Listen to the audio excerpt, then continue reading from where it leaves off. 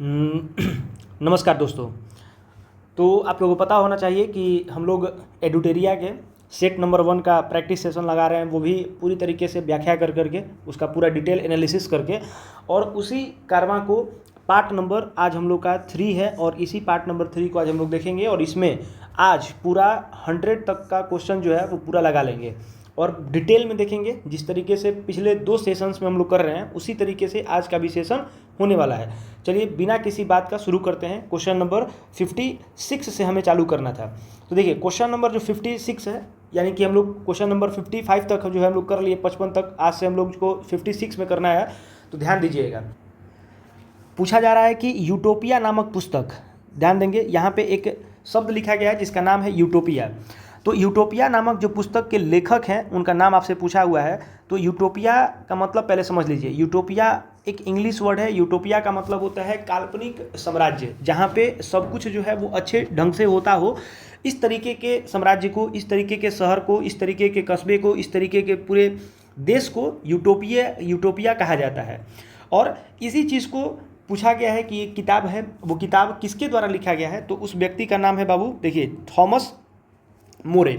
और थॉमस मोरे जो है वो एक तरीके के अटलांटिक जो महासागर है, ठीक है, और वहाँ पे एक आपको काल्पनिक टापू दिखाई देता है। और वहाँ के ये मतलब सामाजिक, राजनीतिक, कानूनी और ये सब व्यक्ति थे। और ये जो थॉमस मोरे जो हैं वो ब्रिटिश यानी कि ब्रिटिश वकील, करें कि ब्रिटिश वकील थे, लेखक थे और राजनीतिज्ञ और पुनर्जागरण मानवतावादी थे। ठीक है, इनके बारे में बताया जाता है और इतना इनके लिए काफ़ी है। और उसके बाद में हम लोग आगे देखेंगे क्वेश्चन नंबर 57 को। तो क्वेश्चन नंबर 57 पूछा जा रहा है आपसे कि लोथल जो नगर है, आप जानते हैं इंडस वैली सिविलाइजेशंस को, यानी कि हड़प्पा सभ्यता। तो लोथल जो नगर के संदर्भ में निम्नलिखित में से कौन सा कथन जो है वो सही नहीं है, ये आपसे पूछा गया है। तो ध्यान देंगे, इसमें आपसे कहा जा रहा है कि यह गुजरात में माही नदी के किनारे बसा था। कौन सा सही नहीं है आपसे पूछा गया है, ठीक है। और बाकी 4 ऑप्शंस में से 3 ऑप्शन सही होंगे और 1 ऑप्शन गलत होगा। तो आपको गलत ऑप्शंस को पहचानना होगा। यहाँ पे बात ध्यान दे करके आपको समझने पड़ेंगे। करें कि यह गुजरात में माही नदी के किनारे बसा था, यहाँ एक बंदरगाह भी था, यह इस नगर, करें कि इस नगर में एक भंडार गृह भी था और यहाँ से एक इमारत मिली है जहाँ मनके बनने का काम होता था। तो देखिए, लोथल तो सबको पता होगा कि ये जो है एक बंदरगाह था, ये सबको मालूम होगा। उसके बाद ये भी आपको मालूम होगा कि ये एक भंडार गृह था। भंडार गृह का मतलब जहाँ पर अनाजों को संग्रह करके रखा जाता था। उसके बाद में कहा गया है कि यहाँ से इमारत मिली है और उस इमारत में मनके बनने का जो है काम होता था, ये भी सही है। तो एक ही वो ऑप्शन था जो पूरी तरीके से गलत था, that is called a number. A number जो है ये माही नदी के किनारे नहीं बसा हुआ था। ध्यान देंगे, ये जो है आपका साबरमती जो नदी है, साबरमती जो नदी है उसके किनारे बसा हुआ था। साबर नदी के किनारे जो है साबरमती, और उसकी एक सहायक नदी है भागवा नदी, ठीक है, भोगवा नदी, सॉरी। तो भोगवा नदी के तट पर ये अवस्थित था, ठीक है, आप ध्यान रखेंगे। उसके बाद में क्वेश्चन नंबर जो है 58। तो क्वेश्चन नंबर 58 है, वो समझिए कि क्या कर रहा है क्वेश्चन नंबर 58 में। देखिए यहाँ से थोड़ा सा क्वेश्चंस को बहुत ढंग से हम लोग देखेंगे क्योंकि ये इंपॉर्टेंट क्वेश्चंस बन जाता है आपके लिए। अशोक ने विभिन्न विभिन्न स्थानों पर जाकर के लोगों को शिक्षा देने के लिए अधिकारियों की नियुक्ति करते थे, ठीक है।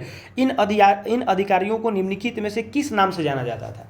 सिंपल सा क्वेश्चन पूछा गया है कि जो अशोक हुआ करते थे, वो अशोक जो है ना, वो शिक्षा देने के लिए, मतलब लोगों को एजुकेट करने के लिए, लोगों के पास में शिक्षा को प्रोवाइड कराने के लिए वो अधिकारी नियुक्त करते थे। तो इन्हीं अधिकारियों को किस नाम से जाना जाता था अशोक के शासनकाल के समय में। तो उसे कहा जाता था धम्म महामात्र। क्या कहा जाता था उन्हें? तो धम्म महामात्र कहा जाता था। अब अशोक जो है ना, वो धम्म की शिक्षा देने के लिए नियुक्त करते थे। अशोक क्या करते थे? तो धम्म की शिक्षा देने के लिए नियुक्त करते थे, ठीक है। और उन्हें आप लोग क्या कहेंगे? तो धम्म महामात्र कहेंगे। अब उसके बाद में थोड़ा सा बात जानकारी यहाँ से ले लेते हैं कि जो मौर्य प्रशासन थी उनके बारे में।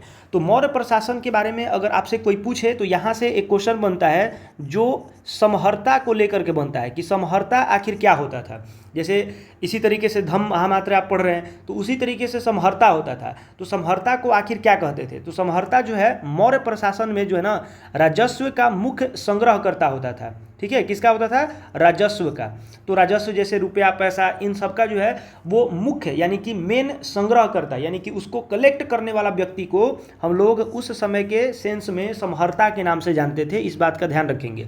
दूसरा चीज़ होता है उसमें एक और नाम आता है दैवारागी। ठीक है, दैवारिक जो है वो महल में ये क्या होते थे? जो महल होते थे उनके द्वारा जिम्मेदारी एक अधिकारी को कहा जाता था दैवारिक। उसके बाद में आता है बाबू ध्यान रखिएगा एक नाम आता है, ये भी बहुत पूछा जाता है एग्जाम में,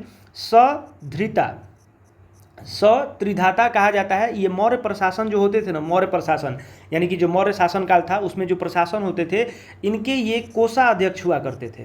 ध्यान रखिएगा ये क्वेश्चन बहुत बार पूछा गया है, कोषाध्यक्ष कहा जाता था उनको। ठीक है, तो इसीलिए मैं बोल रहा हूँ कि अगर आप इन सारे एडुटेरिया के पूरे जितने भी मॉक टेस्ट हैं उनको अगर आप लगा लेते हैं, जितने भी प्रैक्टिस सेट लगाए जा रहे हैं उसको लगा लेते हैं, और जितना मैं आपको यहाँ पर उसके बारे में एक्स्ट्रा इन्फॉर्मेशन देते जा रहा हूँ उस इन्फॉर्मेशन को आप कॉपी पे नोट डाउन कीजिए और उस नोट डाउन किए हुए चीज़ों को बार बार पढ़िए।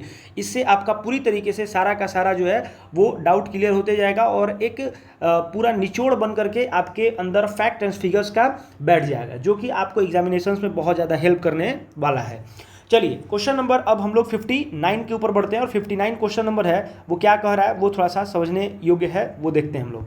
देखिए यहाँ पे लिखा हुआ है गंधार, कह रहा है कि गंधार कला की जो शैली है वो एक समन्वय है। वो किसका है? गंधार कला जो शैली है एक समन्वय है, वो किसका है? तो ऑप्शन नंबर ए में लिखा हुआ है कि भारतीय तथा फारसी कला का। फिर उसके बाद में लिखा हुआ है कि भारतीय तथा जो है चीनी कला का। उसके बाद बताया गया भारतीय तथा तुर्की अफगानी कला का, या फिर भारतीय तथा यूनानी कला का। तो ये आपसे क्वेश्चन पूछा गया है, तो इस क्वेश्चन का आप आंसर कैसे देंगे? तो गंधार कला, यहाँ पे बात हो रहा है बाबू गंधार कला शैली की। तो गंधार कला जो शैली है उसके लिए आप बात ध्यान में रखेंगे, ये भारतीय तथा यूनानी कला का पूरा संग्रह हुआ करता था। इस बात को आप दिमाग में बैठा कर रखेंगे।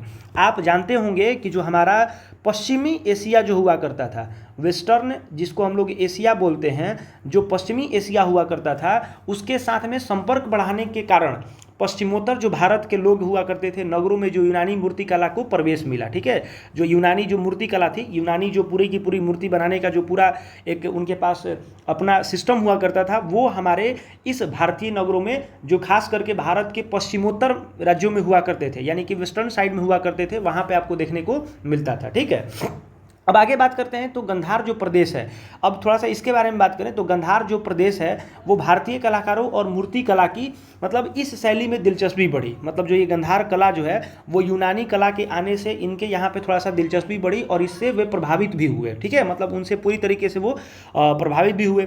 और उनकी जो बनाई बुद्ध की मूर्तियाँ हैं, ठीक है, कौन से? तो बुद्ध की मूर्तियाँ, ध्यान रखेंगे, जो बुद्ध की मूर्तियाँ हैं और बुद्ध के जीवन से संबंधित जो हर्ष पटल यूनानी शैली से मतलब मेल खाते हैं। मतलब जो यूनानी कला था, यूनानी जो पूरी की पूरी जो शैली हुआ करती थी, उनसे बुद्ध की जो बनाई गई मूर्तियाँ थी, बुद्ध के जीवन से संबंधित जो कुछ भी जो पिक्चर बनाया गया था उनको पूरी तरीके से यहाँ पे पिक्चराइज या फिर डिपिक्ट किया आपको देखने को मिलता है।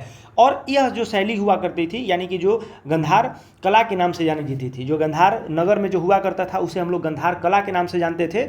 और यह कला जो है ना शैली न केवल आधुनिक पंजाब में, मतलब आज का जो आप पंजाब देखेंगे तो सिर्फ यहाँ पे पंजाब में ही नहीं बल्कि पंजाब, कश्मीर, ठीक है, कश्मीर जैसे क्षेत्रों में भी लोकप्रिय थी, और बल्कि आधुनिक अफगानिस्तान, जैसे आप आज का जो अफगानिस्तान देखेंगे वहाँ पे भी इस तरीके की गंधार शैली की कला का अन्वेषण या फिर अनेक अवशेष वहाँ पर आपको देखने को मिल जाते हैं। तो इतना सारा बात जो है इस क्वेश्चन से आपको ध्यान देने की जरूरत है। बात करते हैं क्वेश्चन नंबर 60 की, यानी कि क्वेश्चन नंबर 60 जो है वो क्या कह रहा है वो समझिएगा। तो क्वेश्चन नंबर 60 जो है वो बता रहा है कि हर्ष के संदर्भ में निम्नलिखित में से कौन सा कथन असत्य है। क्वेश्चन को ध्यान से पढ़ेंगे और समझेंगे कि यहाँ पे लिखा हुआ है क्वेश्चन में कि असत्य कौन सा है। ठीक है, तो आपको इस वाले चीज़ पे ध्यान देना होगा। अब किसके बारे में पूछा गया भाई साहब? हर्ष के संदर्भ में, यानी कि हर्ष से पूरी रिलेटेड बातें पूछी गई हैं कि इन चारों ऑप्शंस में से कौन सा ऑप्शन जो है वो असत्य है। तो लिखा गया है कि हर्ष के दरबारी कवि बाणभट्ट ने हर्ष के जीवनी लिखी। उसके बाद में लिखा हुआ है कि फाहियान जो है वो हर्ष के शासनकाल में भारत आया था। हर्ष अपनी राजधानी थानेश्वर से हटा करके कनौज लेके आया था, या हर्षवर्धन जो है बौद्ध धर्म में महायान मत से प्रभावित था। ये चारों ऑप्शंस में से हर्ष के जीवन काल या फिर हर्ष से संबंधित चीज़ों के बारे में आपसे पूछा गया है, तो इसका आंसर सीधा सीधा आप देखेंगे कि फाहियान जो है ना वो हर्ष के शासनकाल में भारत आया था। ये वाला जो हम लोग का करेक्ट आंसर होगा यहाँ पर। अब इस करेक्ट आंसर से तो ठीक है, ये तो हमें क्वेश्चन का आंसर मिल गया, लेकिन हर्ष के बारे में और क्या क्या चीज़ें जाननी है वो आप ध्यान देंगे। बताया गया कि जो हर्ष के शासनकाल जो थे ना वो बुद्ध चीनी यात्री जो है, ये फाहियान जो आप देखेंगे वेनसांग भारत आया था। कौन आया था भाई साहब? वेनसांग। ये जो मतलब फाहियान जो है वो भारत में नहीं आया था, तो इसमें कौन आया था भाई साहब? इसका नाम होगा वेनसांग। वेनसांग जो चीनी यात्री हुआ करता था वो भारत में आया था, और वेनसांग जो है अपनी भारत यात्रा का जो विवरण है वो एक ग्रंथ लिखा था जिसको हम लोग सीयूकी कहते हैं। क्या उसको कहा जाता है? सीयूकी कहा जाता है। ध्यान रखिएगा, जो वेनसांग है वो भारत में जब भ्रमण करने आया तो यहाँ के बारे में सब कुछ लिखा हुआ है उन्होंने एक किताब में, और उस ग्रंथ या फिर उस किताब का नाम क्या था? सीयूकी कहा जाता है। और हर्ष जो है अपनी राजधानी जो है वो जैसा कि आपने पढ़ दिया कि थानेश्वर से हटा करके कहाँ लेके गए थे? कन्नौज लेकर के गए थे। ठीक है, ये भी बात सही है। और उसमें आपको बता दिया कि हर्ष के दरबारी कवि जो थे वो बाणभट्ट थे, जो कि हर्ष चरित नामक जो है उन्होंने जीवनी लिखा था हर्ष के बारे में। और उसके बाद में हर्षवर्धन जो थे वो बौद्ध धर्म के महायान से मत से जो बहुत ज़्यादा प्रभावित भी हुआ करते थे, ये भी सत्य बात है। चलिए क्वेश्चन नंबर 61 की बात करते हैं। क्वेश्चन नंबर 61 की बात करते हैं तो लिखा हुआ है यहाँ पे कि चेर शासकों ने अपने अभिलेखों में किस भाषा का प्रयोग किया करते थे। मतलब जो चेर शासक हुआ करते थे वो अभिलेख लिखते हुए थे। ठीक है, अभिलेख का मतलब आप समझते होंगे कि पत्थर पे चीज़ें लिख देना। ठीक है, तो उन अभिलेखों में जो है ये किस भाषा का प्रयोग करते थे वो आपसे पूछा गया है, तो ध्यान रखेंगे वो होगा मलयालम भाषा। ठीक है, वो मलयालम भाषा का इस्तेमाल किया करते थे। चलिए अब उसके बाद में क्वेश्चन नंबर 62 के ऊपर बात करते हैं कि क्वेश्चन नंबर जो है 62 हमें क्या कह रहा है वो समझिएगा। क्वेश्चन नंबर 62 हमसे कह रहा है कि महात्मा बुद्ध के संदर्भ में निम्नलिखित कथनों पर विचार कीजिए और कौन सा इसमें से सही होगा वो आपको बताना होगा। तो लिखा हुआ है कि सबसे पहले इन्होंने अपना पहला उपदेश जो है सारनाथ में दिया था। उसके बाद लिखा हुआ है कि उनके उपदेश आत्मा और परमात्मा के विषय में होते थे, या उन्होंने दुख को निवृत्ति के लिए अष्टांगिक मार्ग के जरूर बताया। ठीक है, इन दोनों में से कौन सा आंसर आपका सही होगा तीनों में से वो आपको बताना होगा। तो इसमें से देखिए इन्होंने अपना पहला उपदेश सारनाथ दिया था, ये बात 100% ट्रू है। और उसके बाद में इन्होंने उनके उपदेश आत्मा और परमात्मा के विषय में होते थे, जी नहीं। और उनके दुख को निर्वित, ये वाला जो है तीसरा नंबर ये भी सही है। तो ऑप्शन में देख लेते हैं कि कौन सा ये वाला गलत हो जाएगा। ऑप्शन केवल 2 नहीं होगा, 1 2 3 नहीं होगा, तो ऑप्शन हमारा कौन सा होगा? केवल 1 और 3। अब इसके बारे में थोड़ा सा ध्यान दीजिए। जो गौतम बुद्ध थे अपने ज्ञान का जो प्रथम प्रवचन है, ठीक है, अब ये सारनाथ कहाँ पड़ता है भाई साहब? ये सारनाथ जो है आपका पड़ता है वाराणसी में। कहाँ पड़ता है बाबू? वाराणसी में आपका ये सारनाथ पड़ता है। और ये सारनाथ में ही अपना पहला इन्होंने क्या किया था? चक्र जो है परिवर्तन इनको कहा गया है, मतलब इन्हें मतलब ये जो धर्म चक्र परिवर्तन है उन्होंने इसे कहा गया था। अब महात्मा जो बुद्ध थे उनका उपदेश जो है मुख्य रूप से जो क्या था? दुख की समस्या तथा उसके मुक्ति के मार्ग पर आधारित होता था, न कि उपदेश और न कि परमात्मा के विषय पर होता था। उसके बाद में बताया गया कि जो बुद्ध के अष्टांगिक मार्ग की जो शिक्षा देते थे, जिससे सम्यक दृष्टि, सम्यक संकल्प और सम्यक वाणी, सम्यक कर्म और सम्यक आजीवक और सम्यक व्यायाम, सम्यक स्मृति और सम्यक समाधि स्थिर हुआ करते थे। तो ये इतना सारा बात आपको ध्यान रखना होगा जो कि है महात्मा बुद्ध के बारे में। अब हम लोग बात करते हैं क्वेश्चन नंबर 63 के बारे में, यानी कि 63 नंबर। जनगणना 2011 के अनुसार भारत में निम्नलिखित में से किस केंद्र शासित प्रदेश में जो है लिंगानुपात सबसे सर्वाधिक है? तो ध्यान रखेंगे भाई साहब, लिंगानुपात का मतलब होता है भाई साहब सेक्स रेशियो। ठीक है, अब ये सेक्स रेशियो क्या होता है? लिंगानुपात होता क्या है?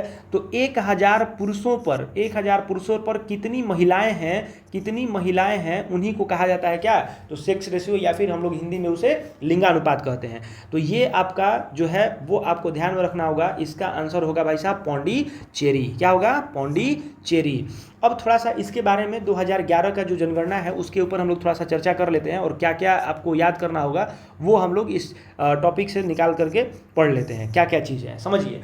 अब आपको बताया गया कि जो केंद्र शासित प्रदेश था उसमें आप ध्यान रखेंगे अंडमान और निकोबार जो आइलैंड है, यानी कि अंडमान और निकोबार जो आइलैंड है वहाँ पर लिंगानुपात जो है वो 876 हुआ करता था। दादर नागर हवेली की बात करेंगे, ठीक है, दादर नागर जो हवेली हुआ करता था उसकी बात करेंगे तो यहाँ पे 774 हुआ करता था। दमन दीव की अगर बात कर रहे हैं आप, दमन और दीव की अगर आप बात करेंगे तो वहाँ पे 618 हुआ करता है। लक्षद्वीप की अगर बात करते हैं, लक्षद्वीप की अगर बात करते हैं तो वहाँ पे 946 हुआ करता था। अगर दिल्ली की बात करते हैं, ठीक है, दिल्ली एनसीटी की बात करते हैं तो वहाँ पे 868 है। और पौंडीचेरी की बात करते हैं तो पौंडीचेरी में आपको 1037 जो है औरतें 1000 पुरुषों पे दिखाई देती हैं। और चंडीगढ़ की बात करें तो चंडीगढ़ में टोटल 818 ये जो लिंगानुपात का रेशियो है वहाँ पे आपको दिखाई देता है। तो इतनी सारी बातें लिंगानुपात से 2011 के जनगणना के अनुसार आपको फैक्ट याद करके रखना पड़ेगा। क्वेश्चन नंबर 64 की बात करते हैं। तो क्वेश्चन नंबर 64 में बताया गया कि भारत और अमेरिका के बीच होने वाले संयुक्त सैन्य अभ्यास जो है युद्ध अभ्यास 2024 का आयोजन कहाँ किया गया है। किसके किसके पूछा है तो भारत और अमेरिका। यहाँ पे आपको जो टर्म पकड़ना होगा, भारत और अमेरिका क्या है भाई साहब, संयुक्त सैन्य अभ्यास है। कौन सा अभ्यास है तो युद्ध अभ्यास 2024 है। ये कहाँ पर किया गया है आपसे पूछा गया है, तो ये आपका हुआ है राजस्थान में। कहाँ पर हुआ है भाई साहब, राजस्थान में हुआ है। ठीक है, अब ये जो राजस्थान है युद्ध अभ्यास का ये 20वां संस्करण था। कौन सा संस्करण है भाई साहब, 20वां संस्करण है, जो कि 9 से 22 सितंबर तक हुआ था। ठीक है, अब राजस्थान के कहाँ पर हुआ है तो राजस्थान के जो महाजन फील्ड, ठीक है, फील्ड फायरिंग जो रेंज जो है वहाँ पर ये आयोजित हुआ था। और जो ये अभ्यास जो है युद्ध अभ्यास, इसका शुरुआत जो है वो 2004 से होना स्टार्ट हुआ था। अब थोड़ा सा आपको अलग अलग प्रकार के मतलब मैं युद्ध अभ्यास करा देता हूँ, और ये युद्ध अभ्यास फ्रिक्वेंटली एग्जाम में पूछे जाते हैं। ठीक है, तो इसको आपको थोड़ा सा ध्यान में रख करके करना होगा। ठीक है, मैं यहाँ पर इसको बता देता हूँ, आप लोग नोट डाउन करके इसे अच्छे से लिख लेंगे। चलिए, तो पहला जो है थोड़ा सा कलर चेंज कर लेता हूँ और उसके बाद मैं आपको बता देता हूँ। तो सबसे पहला जो है वरुण। ठीक है, वरुण जो है वो किसके साथ में होता है तो फ्रांस के साथ में। कौन करता है भाई साहब तो भारत, सब में भारत होगा। और किसके साथ कर रहे हैं मैं वहाँ पे ये लिखता रहूँगा। तो वरुण जो है हम लोग किसके साथ करते हैं, फ्रांस के साथ में। एक है गरुड़ शक्ति। ठीक है, गरुड़ जो शक्ति है वो हम लोग इंडोनेशिया के साथ में करते हैं, इंडोनेशिया के साथ में, ये भी याद रखेंगे। उसके बाद है विनवैक्स। ठीक है, विनवैक्स कहा जाता है। तो ये विनवैक्स जो है वो किसके साथ होता है, वियतनाम के साथ। ठीक है, वियतनाम के साथ में होता है। उसके बाद में जो होता है वो सूर्य किरण। ठीक है, ये बहुत ज़्यादा फेमस है, एग्जाम में बार बार आया हुआ है। तो सूर्य जो किरण है वो होता है नेपाल के साथ। सूर्य किरण किसके साथ होता है, नेपाल के साथ में। उसके बाद है वज्र प्रहार। ठीक है, वज्र प्रहार, और वज्र प्रहार की बात करें तो ये अमेरिका के साथ में होता है। उसके बाद में करें तो नसीम अल बहर। ठीक है, नसीम अल बहर, ये जो है आपका बीपीएससी में पूछा गया था, तो इसको हम लोग बोलते हैं ये ओमान के साथ में होता है। किसके साथ में होता है, ओमान के साथ में। एक है आपका सिम्बेक्स।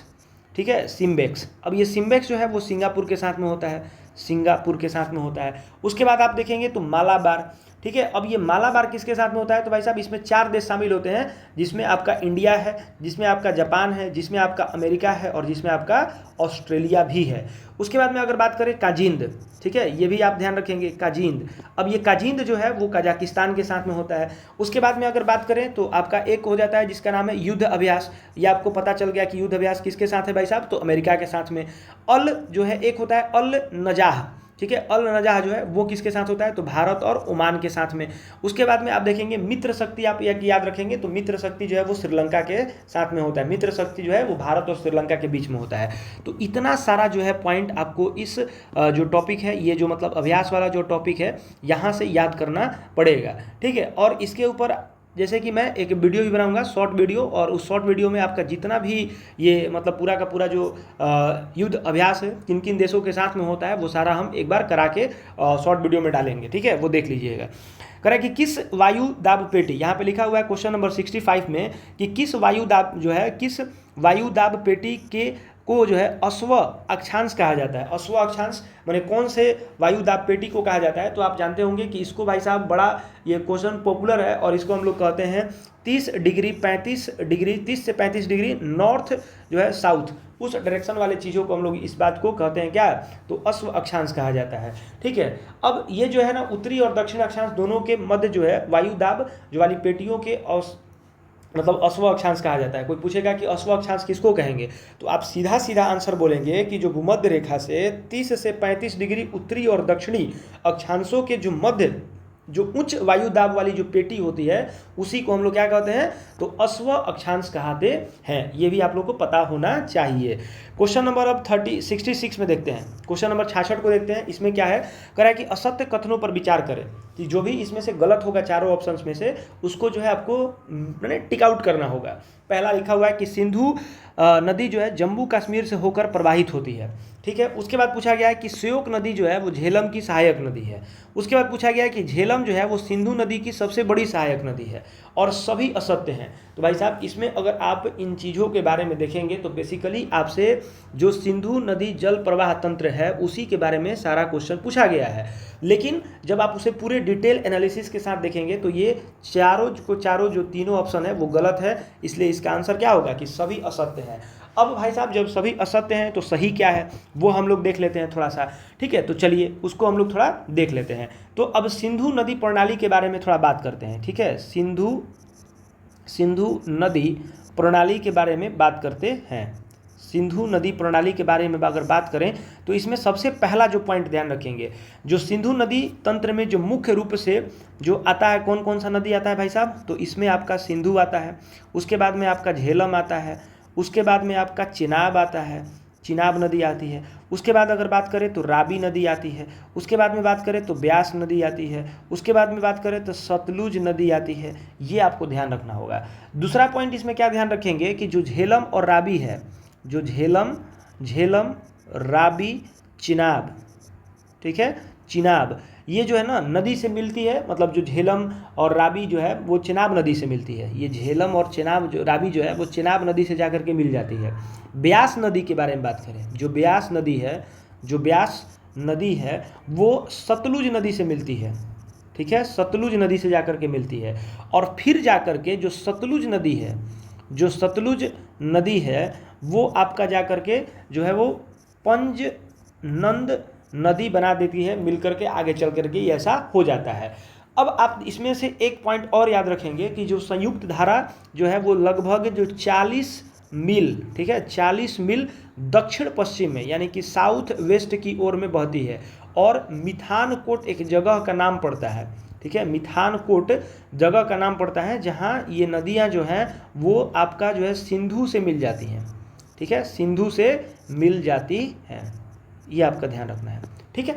चलिए अब आगे बात करते हैं क्वेश्चन नंबर 67 की। तो क्वेश्चन नंबर 67 जो है वो क्या कहता है वो समझ लीजिए एक बार। क्वेश्चन नंबर 67 क्या कह रहा है, पूछ रहा है कि हाल ही में किसने खेलो इंडिया यूथ गेम्स के 7वें संस्करण, ध्यान रखिएगा 7वें संस्करण पूछा है, कौन सा, तो खेलो इंडिया यूथ गेम के 7वें संस्करण का उद्घाटन किया है। किसने किया है भाई साहब, ये आपसे पूछा गया है। तो इनमें आप लोगों को पता होगा कि भाई साहब कौन सबसे ज़्यादा आगे रहता है आजकल के टाइम में, तो ये हमारे प्रधानमंत्री नरेंद्र मोदी जी जो हैं वो खेलो इंडिया यूथ गेम्स का जो 7वां संस्करण हुआ था उसका उद्घाटन इन्होंने किया था, ठीक है।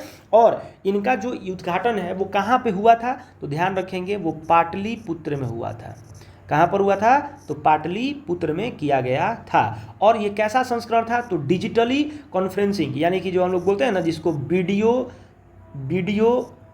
कॉन्फ्रेंसिंग वाला था, वीडियो कॉन्फ्रेंसिंग वाला ये आपका खेलो यूथ इंडिया गेम्स का जो उद्घाटन जो हुआ था इसी माध्यम से कराया गया था। कहाँ पर, पाटलिपुत्रा में। अब ये 7वां जो संस्करण है पहली बार, ध्यान रखेंगे ये पहली बार जो है वो बिहार में हो रहा है। पहली बार बिहार के 5 शहर में। अब कौन कौन सा भाई साहब 5 शहर है वो आपको ध्यान देना होगा। तो पहली शहर में पटना, उसके बाद में कहाँ पर भाई साहब, तो राजगीर, उसके बाद में कहाँ सा, तो गया, उसके बाद में आप देखेंगे तो भागलपुर, ठीक है, भागलपुर, उसके बाद में आप देखेंगे तो कहाँ पे, बेगूसराय, ठीक है, बेगूसराय में आयोजित किया जा रहा है ये पूरा का पूरा खेलो इंडिया यूथ गेम्स का 7वां संस्करण, जो नरेंद्र मोदी के द्वारा जो है वो वीडियो कॉन्फ्रेंसिंग के मतलब उसके तरीके से वो उसका उद्घाटन किया गया था। अब ध्यान रखेंगे कि खेलो इंडिया जो यूथ गेम्स है उसके बिहार के शुभांकर, मतलब इसको पूछा जाता है ना कि इसके शुभांकर जो हैं वो बिहार के शुभंकर गज सिंह, शुभंकर कौन थे, गज सिंह का स्वरूप और अवधारणा राज्य के ऐतिहासिक और सांस्कृतिक एवं खेल के भावना के प्रतीक को बढ़ाने के लिए ये वाला जो है वो शुभंकर को रखा गया था, जिसका नाम क्या है, गज सिंह। उसके बाद में अगर बात करें तो इसका आयोजन जो है वो कब से कब तक किया गया, तो 4 मई से लेकर के 15 मई तक किया गया था। 4 मई से लेकर के 15 मई तक किया गया था। तो इतना बात आपको इस वाले क्वेश्चन से ध्यान में रखना होगा। अगर आगे बात करें तो क्वेश्चन नंबर हम लोग बात करते हैं किसके बारे में भाई साहब, तो क्वेश्चन नंबर हमारा हो जाता है 68, क्वेश्चन नंबर 68। अब क्वेश्चन नंबर 68 में मिलान करने वाला है, तो क्वेश्चन नंबर 68 को अच्छे से देखेंगे और समझेंगे कि आखिर क्या इसमें दिया हुआ है। देखिए, एक तरफ लिखा हुआ है कि नदी का नाम और दूसरे तरफ लिखा हुआ है भाई साहब कि ये कौन कौन सा बांध, कौन कौन सा जलाशय उसके ऊपर में बनाया गया है, ये आपसे पूछा गया है। देखिए, सबसे पहला लिखा हुआ है कि नर्मदा नदी जो है, नर्मदा नदी पर आप देखेंगे तो अंकरेश्वर बांध है। नर्मदा नदी पर कौन सा बांध है, अंकरेश्वर बांध। तो ए का 4 होगा, तो ए का 4 सब में दिया हुआ है। फिर उसके बाद में चंबल नदी की बात करते हैं, तो जो चंबल नदी है वहाँ पे आपको देखने को मिलता है राणा प्रताप महासागर डैम। तो राणा प्रताप महासागर डैम बी का कितना हो जाएगा, 2 हो जाएगा। तो ये वाला ऑप्शन और ये वाला ऑप्शन गया। उसके बाद में सी में से और डी में से कोई एक देख लेते हैं। कृष्णा नदी पर कौन सा है भाई साहब, तो कृष्णा नदी पर आप जानते हैं नागार्जुन सागर डैम है। तो नागार्जुन सागर डैम तीसरा का 1 होगा। तो तीसरा का 1 जो है, सी का 1 जो है यहाँ पे दिया हुआ है, यानी कि ये वाला ऑप्शन मेरा क्या हो जाएगा, सही हो जाएगा। ठीक है, चलिए क्वेश्चन नंबर 69 की बात करते हैं, 69 नंबर।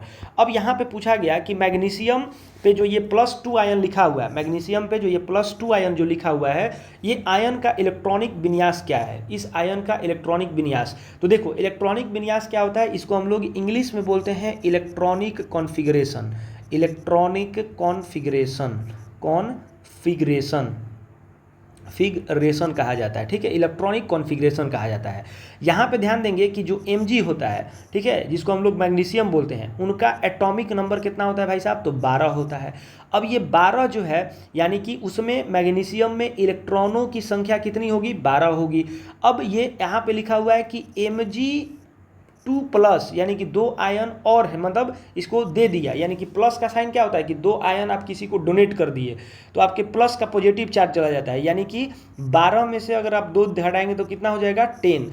अब इसका आपको क्या करना होगा, इलेक्ट्रॉनिक विन्यास करना होगा। तो 10 का जब इलेक्ट्रॉनिक विन्यास करेंगे तो जो पहला ऑर्बिट होगा उसमें 2 मतलब इलेक्ट्रॉन, जो दूसरा होगा उसमें 8 इलेक्ट्रॉन, और बाकी ये दोनों कंप्लीट हो गया। तो आंसर इसमें से 2 वाला नहीं होगा, 1 वाला भी नहीं होगा, 2 6 वाला भी नहीं होगा, कौन सा होगा, 2 8 वाला। हमको आशा है कि आपको ये क्वेश्चन समझ में आ गया होगा। क्वेश्चन नंबर अगर 70 की बात करें, क्वेश्चन नंबर 70 की बात करें, तो क्वेश्चन नंबर 70 क्या कह रहा है कि निम्नलिखित में से कौन बंदरगाह जो है वो तमिलनाडु के तट पर स्थित नहीं है। यहाँ पे नहीं है, क्वेश्चन को ध्यान से पढ़ेंगे, लिखा हुआ कि बंदरगाह तमिलनाडु के तट पर स्थित नहीं है, नहीं पूछा गया आपसे। तो ध्यान रखिएगा कि जो तमिलनाडु का जो तट है वहाँ पे आपका नागापट्टनम ये पड़ता है भाई साहब, तूतीकोरिन ये भी पड़ता है, एन्नोर ये भी पड़ता है, यहाँ पर एक जगह का नाम पड़ता है मछलीपट्टनम। ये बंदरगाह जो है वो तमिलनाडु के तट पर स्थित नहीं है।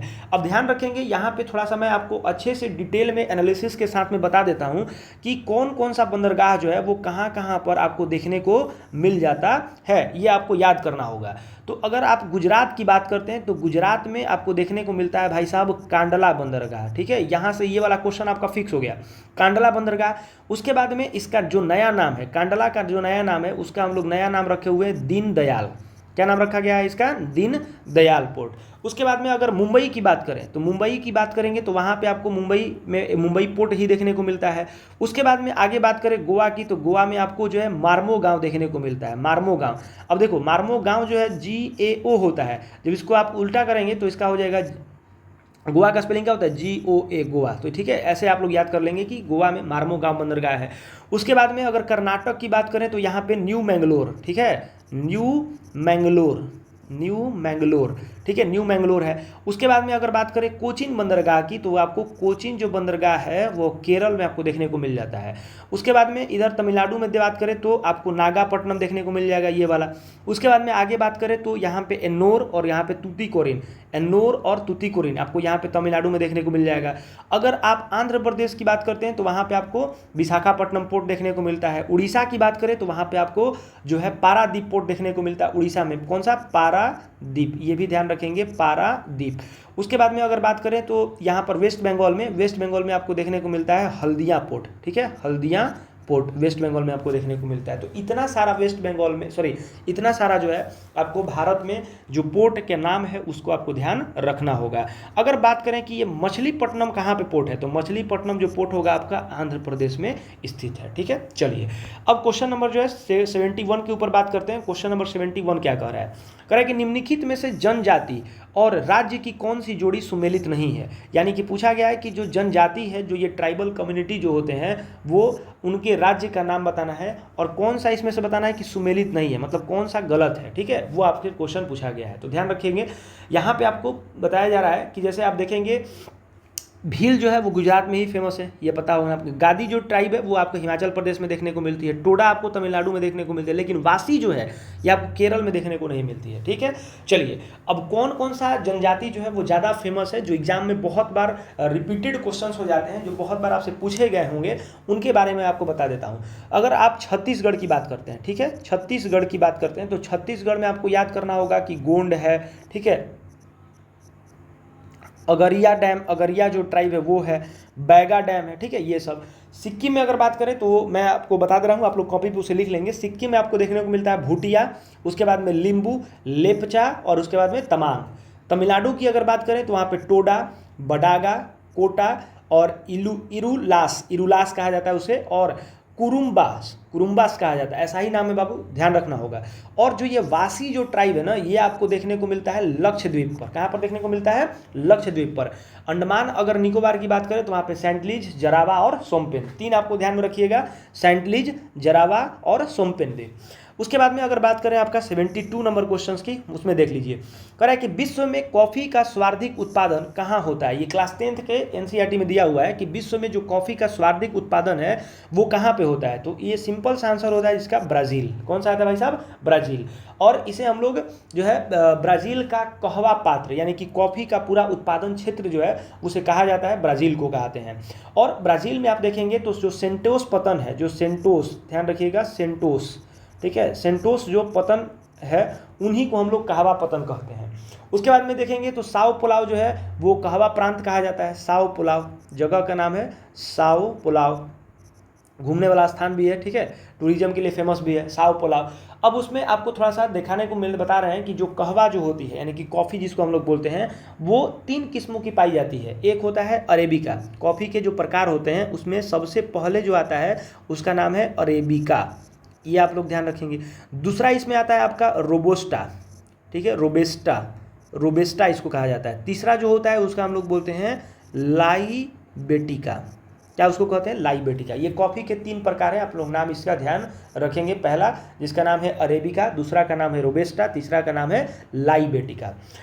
अब हम लोग 73 नंबर क्वेश्चन की बात करते हैं। 73 नंबर कह रहा है कि ताल की जो मिट्टी है वो किस फसल के लिए उपयुक्त मानी जाती है। ताल की जो मिट्टी होती है वो किस फसल के लिए सबसे ज़्यादा उपयोगी मानी जाती है। तो ये ध्यान रखेंगे, ये जो उपयोगी मानी जाती है डेट इज़ कॉल्ड रबी फसल के लिए।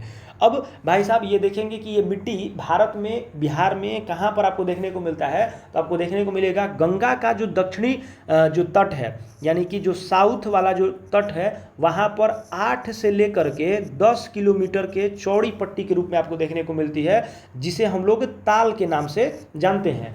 और ये जो होता है यह महीना मतलब मोटे कणों वाली, मतलब धूसर रंग की मिट्टी जो होती है उस तरीके का होती है, और ये मिट्टी काफ़ी ज़्यादा फर्टाइल होती है और रबी के फसल के लिए सर्वश्रेष्ठ मानी जाती है। खास करके आप देखेंगे तो जो दलहन है, कह रहा है कि दलहन की जो फसल होती हैं उनके लिए भी ये बहुत ज़्यादा प्रसिद्ध मानी जाती है। चलिए अब आगे थोड़ा सा बात करते हैं भाई साहब 74 नंबर क्वेश्चंस की बात करते हैं। तो 74 नंबर में असंगत जोड़े को पहचाना। असंगत मतलब जो इसमें से मेल नहीं खाता होगा। तो पहला पूछा गया है कि जो उदयपुर है वन्यजीव अभयारण्य वो पश्चिम चंपारण में है। जी नहीं, यही वाला आपका गलत हो गया। बरेला वन्यजीव अभयारण्य कहाँ पर है? तो बरेला आपको ध्यान रखना होगा कि यहाँ पर वाल्मीकि, यानी कि वाल्मीकि वन्य जीव अभयारण्य जो है पूर्वी चंपारण। करे कि भीम वन्य जीव अभयारण्य, ये सही है। सॉरी मैं आपको ये गलत बता दिया हूँ, ठीक है, ये वाला सही है। उदयपुर वन्य जीव अभयारण्य पश्चिमी चंपारण में है, और बरेला जो है वो भी वैशाली में ही है। लेकिन ये जो वाल्मीकि जो है वो भाई साहब ये पूर्वी चंपारण में आपको देखने को मिलता है। ये वाला थोड़ा सा असंगत जोड़े में आपको दिया हुआ है, ठीक है, ये ध्यान रखेंगे।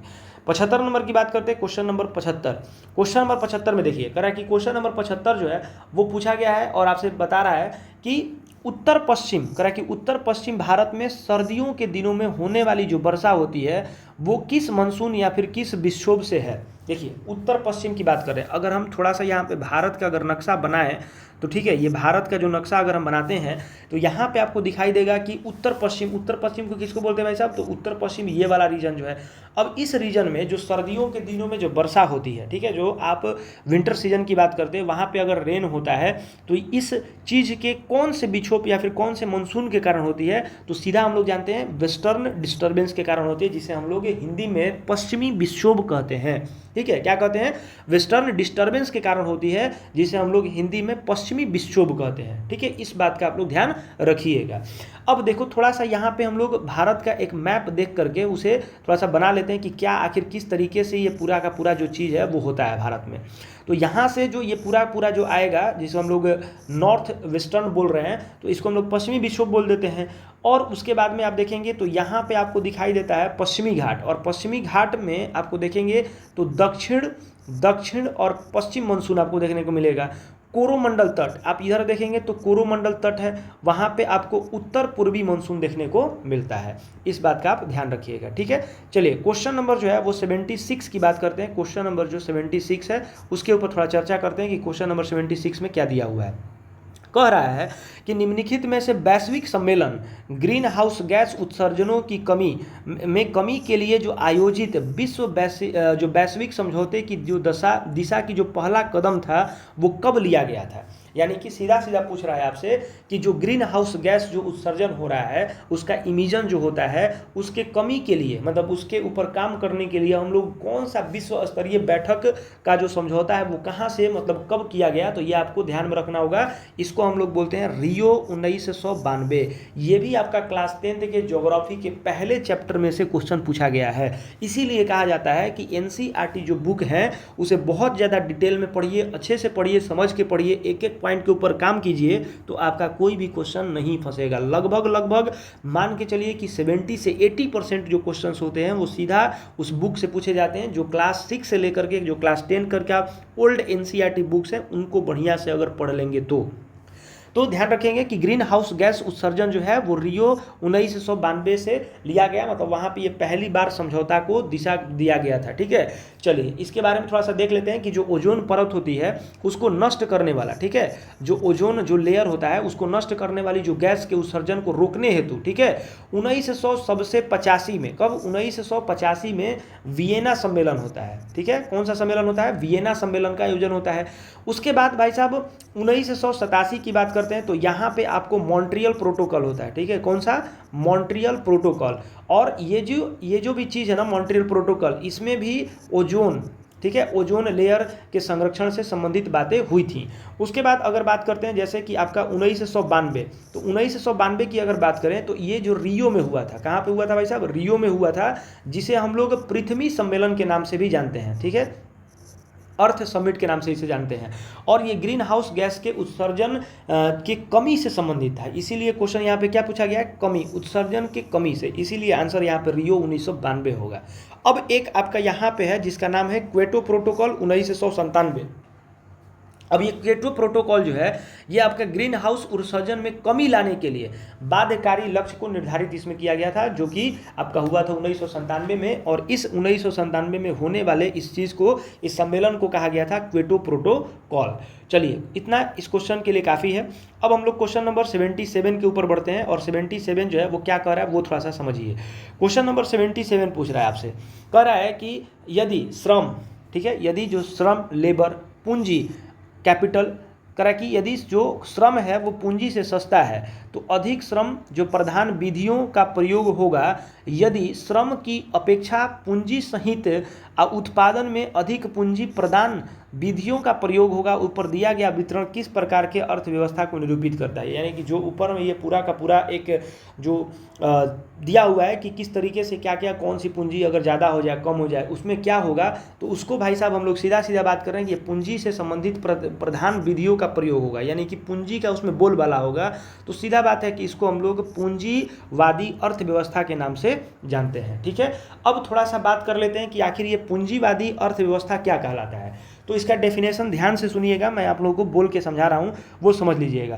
कह रहा है कि एक ऐसा अर्थव्यवस्था, ठीक है, उसके उत्पादन के साधनों पर जो निजी स्वामित्व होता है, निजी का मतलब क्या होता है, इंडिविजुअल, ठीक है, इंडिविजुअल जो स्वामित्व होता है वो पाया जाता है, तथा वस्तुओं एवं सेवाओं का उत्पादन निजी लाभ के लिए यानी कि इंडिविजुअल प्रॉफिट के लिए बात किया जाता है, तो उस प्रकार के चीज़ों को, उस प्रकार के अर्थव्यवस्था को हम लोग पूंजीवादी अर्थव्यवस्था कहते हैं। ठीक है, और इसमें कौन कौन से देश आ जाते हैं भाई साहब, तो आपका आ जाता है यूएसए, ठीक है, आपका आ जाता है ब्रिटेन, आपका आ जाता है जापान, उसके बाद में आता है और अन्य विकसित देश। ये आपको ध्यान में रखना होगा।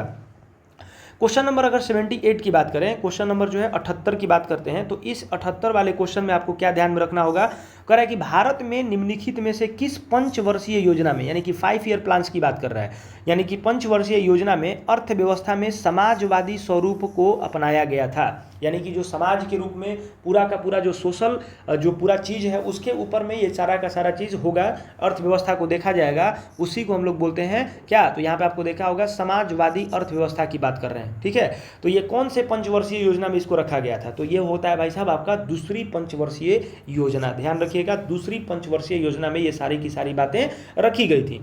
और द्वितीय जो पंचवर्षीय योजना है ना, उसमें अर्थव्यवस्था में समाजवादी का स्वरूप आधार रखा गया। ठीक है, उसका प्रयास किया गया था कि ये वाला तैयार कर लिया जाए, और उसमें आप ध्यान रखेंगे कि ये दूसरी पंचवर्षीय योजना ही थी जिसमें अर्थव्यवस्था को समाजवाद के पथ पर अग्रसर करने के लिए, ठीक है, निर्णय लिया गया था कि सरकार जो अर्थव्यवस्था में बड़े तथा भारी उद्योग का नियंत्रण यानी कि रखेगा, जो अर्थव्यवस्था के लिए क्या है, मुख्य है। और आपको पता होना चाहिए कि जो सेकेंड 5 ईयर प्लान था उसमें हम लोग इंडस्ट्रियलाइजेशन पे भी ध्यान दिए थे, मतलब मेन जो फोकस था हमारा वो सेकेंड 5 ईयर प्लान में इंडस्ट्रियलाइजेशन के ऊपर ही था।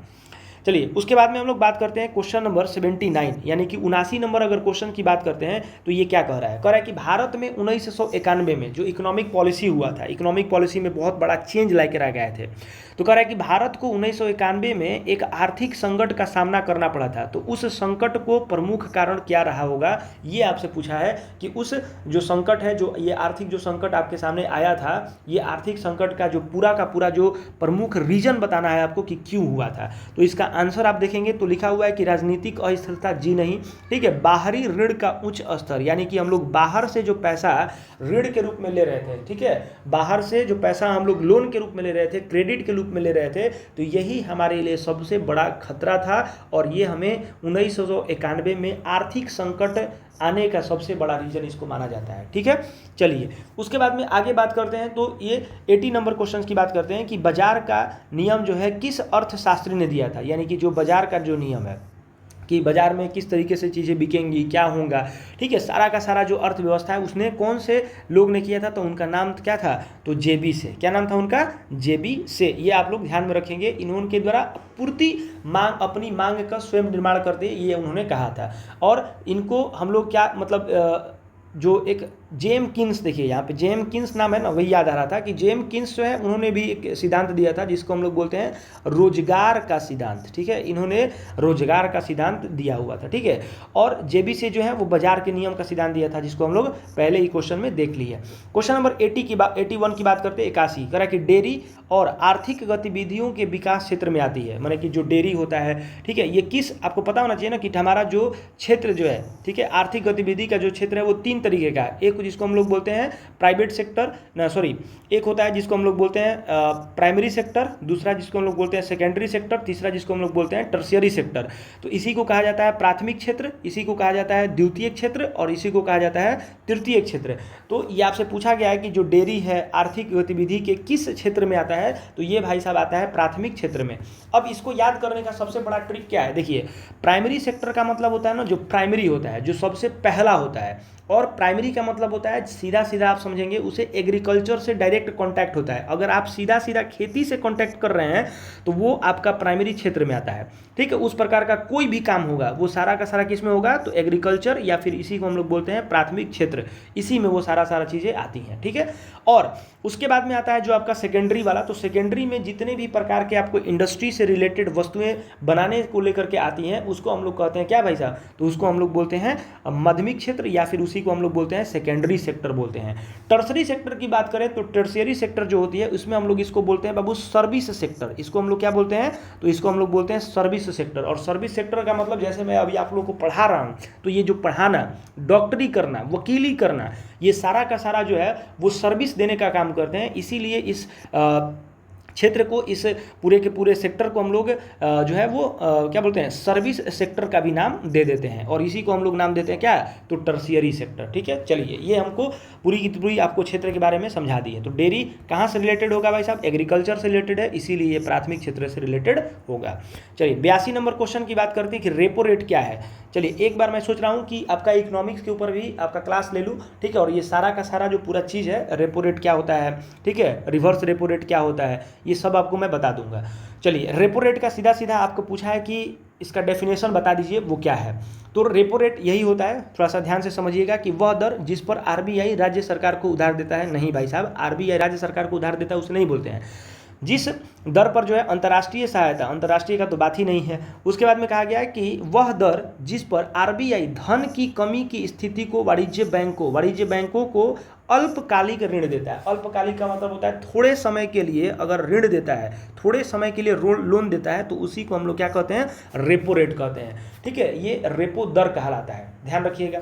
उसके बाद में आगे बात करें तो इसमें क्वेश्चन नंबर 83, तो 83 नंबर क्वेश्चन क्या कह रहा है वो समझिएगा। क्वेश्चन नंबर 83 जो कह रहा है कि निम्नलिखित में से किस दिन संयुक्त राष्ट्र शांति सैनिक का अंतर्राष्ट्रीय दिवस मनाया जाता है। मतलब संयुक्त राष्ट्र का मतलब यूनियन नेशन का जो पूछा हुआ है कि उनका शांति सैनिकों का अंतर्राष्ट्रीय दिवस कब मनाया जाता है। तो ये आपसे क्वेश्चन पूछा गया डेट से, तो ये ध्यान रखेंगे, इनका सीधा सीधा आंसर 19 मई होता है, ये ध्यान रखिएगा। चलिए उसके बाद 84 नंबर क्वेश्चन की बात करते हैं। तो यहाँ पे पूछा गया है कि ग्रुप ए के संगठनों और ग्रुप बी में उनके मुख्यालय, यानी कि एक में आपका ऑर्गेनाइजेशंस का बात कर रहा है और एक में उनके हेडक्वार्टर का बात कर रहा है। तो कौन कौन सा किसके लिए सही है वो आपसे पूछा गया है, ठीक है। चलिए यहाँ पे आपको बताया गया है कि जो अंतर्राष्ट्रीय न्यायालय है, अंतर्राष्ट्रीय जो न्यायालय है भाई साहब, ये इन जो कोर्ट है उसकी पूछ रहा है, तो ये हेग में है। उसके बाद में खाद्य और कृषि संगठन, तो खाद्य और कृषि संगठन भाई साहब रोम में है। और यूनिसेफ की बात करें तो यूनिसेफ जो है आपका न्यूयॉर्क में देखने को मिलता है। और विश्व व्यापार संगठन आपको जेनेवा में देखने को मिलता है, ठीक है। तो यहाँ पे आप ऑप्शन जो देखेंगे उसमें से आप मिला लेंगे कि कौन सा हमारा ऑप्शन सही होने वाला। तो एक का सी होगा, ठीक है, एक का सी एक ही गो है, वही वाला आपका सही उत्तर होने वाला है। 85 नंबर क्वेश्चन की बात करते हैं। तो 85 नंबर क्वेश्चन में कहा गया है कि नए संसद भवन के प्रमुख वास्तुकार कौन है। जो नया अभी संसद भवन बन के तैयार हुआ उसके पूछ रहा है कि प्रमुख वास्तुकार कौन थे, मतलब कौन जो व्यक्ति थे, इनका वास्तुकार कौन था। तो इनका आंसर नाम आपको पता होना चाहिए, ये फैक्ट है, जिसका नाम है बिमल पटेल, ठीक है। और आपको ध्यान रखना होगा कि ये किस प्रोजेक्ट के तहत, ये किस परियोजना के तहत बनाया गया था। तो इसका नाम हुआ करता था भारत की सेंट्रल विस्टा, ठीक है, सेंट्रल विस्टा नाम पे ध्यान रखेंगे। हम क्या बोल रहे हैं, सेंट्रल विस्टा, इसको बोला जाता है सेंट्रल विस्टा कहा जाता है। सेंट्रल विस्टा जो पुनर्विकास परियोजना था उसके हिस्से में ये चीज़ दिया गया था कि आप इसका निर्माण कराएंगे। इसका उद्घाटन आप ध्यान रखेंगे, इसका उद्घाटन जो है 28 मई 2023 को नरेंद्र मोदी के द्वारा किया गया था, ठीक है। ये आपको ध्यान रखना होगा कि ये एक 100वां संशोधन अधिनियम, जिससे महिला के, एक बात इसमें ध्यान और रखेंगे आप लोग क्या, कि एक संविधान में हमारा एक कॉन्स्टिट्यूशनल अमेंडमेंट होता है। और ये अमेंडमेंट जो कौन सा था भाई साहब, 100वां था, ठीक है। 100th कॉन्स्टिट्यूशनल अमेंडमेंट था, जिसमें बताया गया कि महिला जो आरक्षण विधेयक पास किया गया 2023 में, जिसे एक नाम से जानते हैं, सॉरी, नारी, ठीक है, नारी शक्ति बंधन अधिनियम के नाम से इसे जाना जाता है, ठीक है। ये भी आप लोग इसे ध्यान में रखेंगे। और इसमें यही मतलब चीज़ें आपको क्लियर कर देंगी। और आपको ध्यान रखा होगा कि इसमें आरक्षण बिल पेश किया गया था, ठीक है, और इसे मंजूरी भी दिया गया था राष्ट्रपति के द्वारा, जो कि 106वां संविधान संशोधन के रूप में जाना जाता था, ठीक है। चलिए उसके बाद में हम लोग 86 की बात करते हैं। तो पूछा है कि गेबॉन देश की राजधानी निम्नलिखित में से कौन सा है। गेबॉन की राजधानी पूछा है। तो गेबॉन का जो राजधानी हो जाता है वो भाई साहब लिब्रेविल हो जाता है, लिब्रेविल, कि लिब्रेविले जो है वो आपका गेबॉन देश जो है उसका राजधानी का नाम है। अब गेबॉन जो है वहाँ पे आप देख लीजिए कि लिब्रेविल है। अब यहाँ पे आपको ध्यान देना होगा कि जो गाम्बिया है, गाम्बिया का वंजूल होता है। गाम्बिया किसका है भाई साहब? वंजूल होता है, ठीक है। और आपसे पूछा गया है कि यहाँ पे ब्राज़विले किसका है भाई साहब? तो ब्राज़विले कांगो का है, कांगो, ठीक है। कांगो जो है उसका है, कांगो गणराज्य नहीं, सिर्फ कांगो के। उसके बाद में यहाँ पे मोरानी पूछा गया, तो ये हो जाएगा कोमोरस, ठीक है, कोमोरस। कोमोरस जो देश है उसका ये क्या है? तो कैपिटल है। उसके बाद में ध्यान रखेंगे क्वेश्चन नंबर 87। क्वेश्चन नंबर 87 कह रहा है कि भारतीय प्राणी सर्वेक्षण की स्थापना जो है निम्नलिखित में से किस वर्ष में की गई थी? भारतीय प्राणी सर्वेक्षण, ठीक है, ये ध्यान रखेंगे। तो भारतीय प्राणी सर्वेक्षण जो है ये 1916 में किया गया था, ठीक है। उसमें आपको कब किया गया था? तो 1 जुलाई 1916 में किया गया था, 1 जुलाई 1916 में, ठीक है। इसका पूरा का पूरा जो मतलब ध्यान रखेंगे, ये अनुसंधान को बढ़ावा देने के लिए बात किया गया था। और इसका मुख्यालय आपसे पूछ ले तो मुख्यालय आपको पता होना चाहिए कि कोलकाता में है, ठीक है, जो कि वेस्ट बंगाल में पड़ता है। और उसके बाद में आप ध्यान रखेंगे कि भाई साहब क्वेश्चन नंबर 88, चलिए क्वेश्चन नंबर 88 के ऊपर देखते हैं। इसके लिए जानकारी इतना ही करें कि अनुसूचित जाति एवं अनुसूचित जनजाति अत्याचार निवारण अधिनियम कब बनाया गया था? तो सबसे पहले तो ये लोग इंग्लिश में नहीं जानते कितने लोग कि अनुसूचित जाति को क्या कहते हैं। तो इसको कहा जाता है शेड्यूल्ड कास्ट। जाति मतलब कास्ट, तो शेड्यूल्ड कास्ट। अनुसूचित जनजाति का मतलब होता है शेड्यूल्ड ट्राइब। क्या होगा? Scheduled tribe. तो पूछ रहा है कि ये जो अत्याचार निवारण अधिनियम था वो कब बनाया गया था? तो 1989 में, ठीक है, ये 1989 में बनाया गया था, ध्यान रखेंगे, ठीक है। चलिए उसके बाद 89 क्वेश्चन नंबर को देखते हैं कि क्वेश्चन नंबर 89 में क्या कह रहा है। कह रहा है कि किस देश की संसद जो है विधायिका को नेसेट के नाम से जाना जाता है? नेसेट, नेसेट जो है वो ध्यान रखिएगा कि नेसेट जो है वो इजराइल के जो विधायिका है, जो संसद है, उसको हम लोग कहते हैं नेसेट, ठीक है, इजराइल के। अब कुछ जो है आपको ध्यान में रखना होगा, जैसे चीन, चीन के कहा जाता है नेशनल, ठीक है, नेशनल पीपुल्स कांग्रेस कहा जाता है, नेशनल पीपुल्स कांग्रेस कहा जाता है। तुर्की की बात करते हैं तो तुर्की को कहा जाता है ग्रैंड, ठीक है, ग्रैंड नेशनल, ठीक है, असेंबली। और उसके बाद में जापान की बात करें तो जापान को कहा जाता है डायट, ठीक है, इसके विधायिका या फिर आप संसद बोल रहे हैं उसको कहा जाता है। क्वेश्चन नंबर 90, क्वेश्चन नंबर 90 जो कह रहा है कि निम्नलिखित में से कौन प्रेम शब्द का परिवाची नहीं है? प्रेम शब्द का परिवाची पूछा है, तो घृणा यहाँ पे आपको साफ साफ पता चल रहा है कि घृणा जो है वो प्रेम का परिवाची होगा, ठीक है। चलिए उसके बाद में अगर बात करते हैं तो 91 नंबर कर रहा है कि जो कम बोलता है उसको हम लोग क्या कहते हैं? जो कम बोलता है उसको हम लोग मितभाषी बोलते हैं। क्या बोलते हैं भाई साहब? मितभाषी, ठीक है। मधुरभाषी, मृदभाषी क्या कहते हैं भाई साहब? तो ये दूसरा होता है। और जो मधुर बोलता है, ठीक है, जो मधुर बोलता है उसे हम लोग मृदभाषी बोलते हैं, ध्यान रखिएगा। अति भाषी का मतलब होता है बहुत, जो बहुत ज़्यादा बोलता है। उसके बाद में क्वेश्चन लिखा हुआ है कि 92, भरपेट किस समास का उदाहरण है? ठीक है, भरपेट जो है वो किस समास का उदाहरण है आपसे पूछा गया है 92 नंबर में। तो ये आपको ध्यान होगा, भरपेट यानी कि अव्ययभीव समास इसे हम लोग कहते हैं। वैभव जी मतलब पूरा का पूरा इस तरीके के समास को आप लोग एक तरीके से हिंदी का क्लास भी लेंगे एसआई के एग्जाम से पहले, उसमें जो क्वेश्चन ये सब जो आते हैं, जो समास रिलेटेड हो गया, लिंग भेद पहचानना हो गया, ठीक है, स्त्रीलिंग पुल्लिंग पहचानना हो जाता है, ये सब के ऊपर भी एक क्लास लिया जाएगा, उसको बच्चे से बता दिया जाएगा। 93 नंबर क्वेश्चन पूछ रहा है, देखिएगा 93 नंबर पूछ रहा है कि change active voice to the passive voice, ठीक है, ये एक्टिव वॉइस दिया हुआ है, ठीक है, इसको पैसिव वॉइस में चेंज करना है। तो ये ध्यान रखेंगे, लिखा हुआ है कि it is time to ring the bell, ठीक है, it is time for the bell, ठीक है, it is time for the bell to ring, ठीक है, बेल टू रिंग। ध्यान देंगे इसमें क्या बात होता है, आपको सिखा दे रहा हूँ कि जैसा भी इस तरीके का इट इज़ टाइम से रिलेटेड होता है तो उसको ज्यों करते हुए रखते हैं, और फिर उसके बाद में जो ये ऑब्जेक्ट होता है उसको पहले लेके आते हैं और तब जा करके ये पूरा टू रिंग जो उसको जोड़ देते हैं। बस इतना ही सा इसमें कहानी होता है। अच्छे से आपको समझना होगा तो इसके लिए पूरा थोड़ा सा पढ़ना पड़ता है, ठीक है। चलिए अब हम लोग ज़्यादा क्वेश्चन नहीं है, बस थोड़ा सा क्वेश्चन और बचा हुआ है और क्वेश्चन नंबर 100 तक हम लोग कर लेंगे तो ये पूरा का पूरा सेट नंबर 1 हमारा कंप्लीट हो जाएगा। क्वेश्चन नंबर 94 में कह रहा है कि fill in the blank to the suitable options. Catherine बोलती है, Catherine says that she in love before, कह रहा है कि वो इससे पहले मतलब प्यार में थी, तो ही हैड नेवर, वो प्यार में नहीं थी, तो he had never been, he always been. देखिए ऑलवेज अगर लगता है तो ऑलवेज जो है वो प्रेजेंट इंडिफिनिट के साथ लगता है, तो ये तो ऑप्शन ऐसे ही गलत हो गया। और यहाँ पे कैथरीन सेज लिखा हुआ है, तो कैथरीन जब सेज लिखा हुआ है तो ऑप्शन नंबर देखिए हैज़ नेवर बीन, बीन तो होगा नहीं भाई साहब, बीन देखिए ऑलवेज यहाँ पे नहीं होता है क्योंकि ऑलवेज का प्रयोग प्रेजेंट इंडिफिनिट में होता है, ठीक है, पास्ट इंडिफिनिट में होता है, यहाँ पे तो है नहीं। अब यहाँ पे नेवर लिखा हुआ है और यहाँ पे बीइंग लिखा हुआ है, पैसिव तो है नहीं भाई साहब, ये सेंटेंस इनडायरेक्ट में जा रहा है तो ये भी नहीं होगा। इज ऑलवेज भी नहीं होगा क्योंकि ऑलवेज अपने साथ कभी भी हेल्पिंग वर्ब लेता नहीं है, तो एक ही वो ऑप्शन बचता है, that is called had never been. ठीक है। चलिए अब एक यहाँ पे लिखा हुआ है कि one nation one student ID card का नाम क्या है, ठीक है। वन नेशन वन जो है स्टूडेंट आईडी कार्ड का नाम अभी आप लोग चर्चा में बहुत सारा चल रहा था ये, तो इसको हम लोग बोलते हैं अपार आईडी कार्ड। क्या बोलते हैं इसको? अपार आईडी कार्ड, जो 2020 में इसको लगाया गया था। और ये जो है कौन केंद्रीय जो शिक्षा मंत्रालय है ना, वो राष्ट्रीय शिक्षा नीति 2020 के रूप में इसको लेके आई थी, ठीक है, जिसको हम लोग अपार आईडी के नाम से जानते हैं। क्वेश्चन नंबर देखिए अगला कह रहा है कि रामू के पास, थोड़ा सा ये मैथ्स का क्वेश्चन है, थोड़ा सा देख लेंगे कि किस तरीके से ये क्वेश्चन बनता है, तो आपको डिटेल में समझ में आ जाएगा। क्वेश्चन नंबर कह रहा है 96 में कि रामू के पास 200 खिलौने थे। कितने खिलौने थे भाई साहब? 200। देखिए क्वेश्चन कैसे सोल्व करते हैं।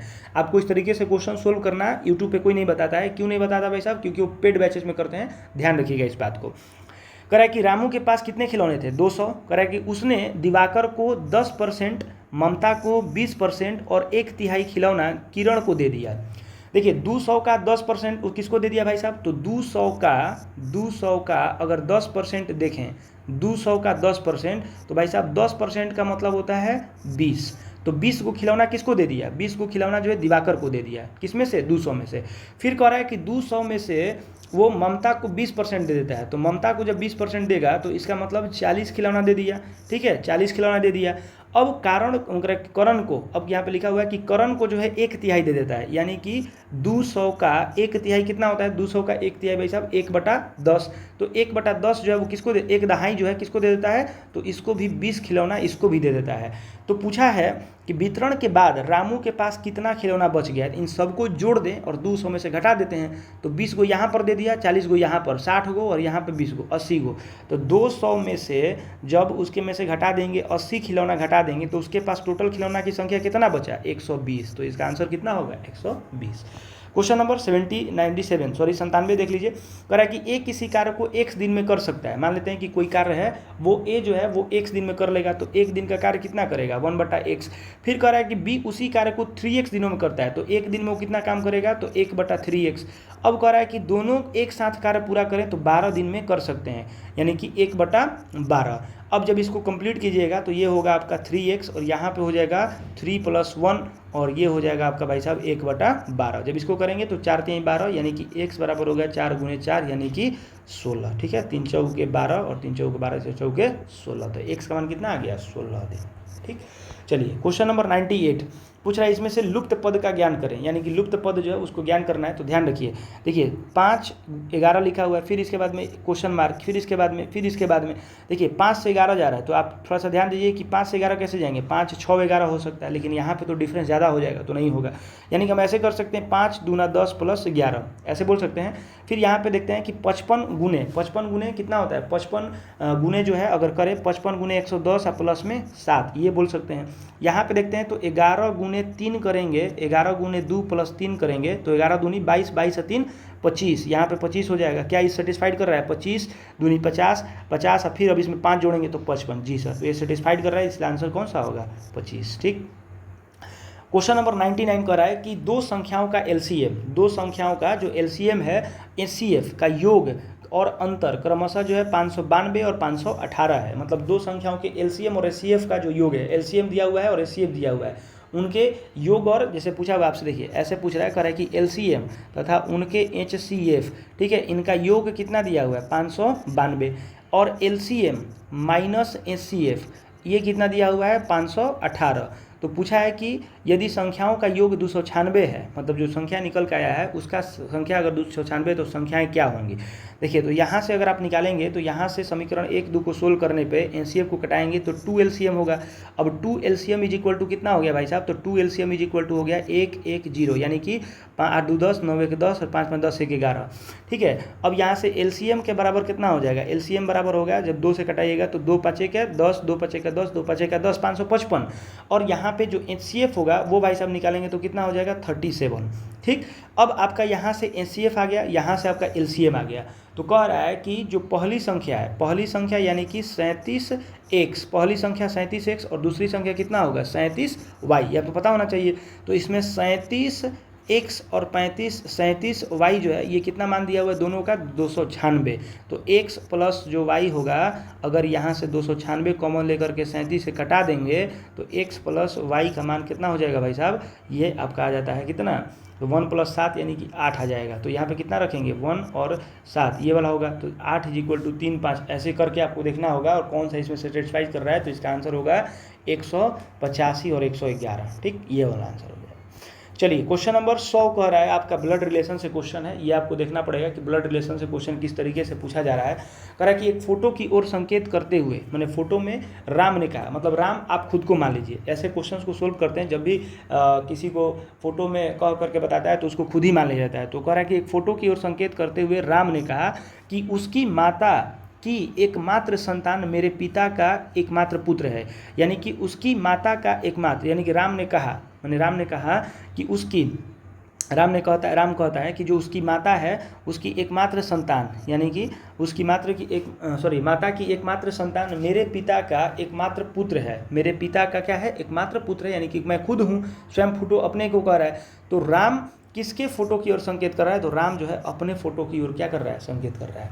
तो यहाँ जो है हम लोग दरोगा के, जो बिहार दरोगा है, दरोगा के एसआई जो जिसको हम लोग बोलते हैं, इसका पहला सेट जो एड्यूटेरिया के द्वारा लाया गया था वो हम लोग कंप्लीट कर लिए हैं डिटेल एनालिसिस के द्वारा।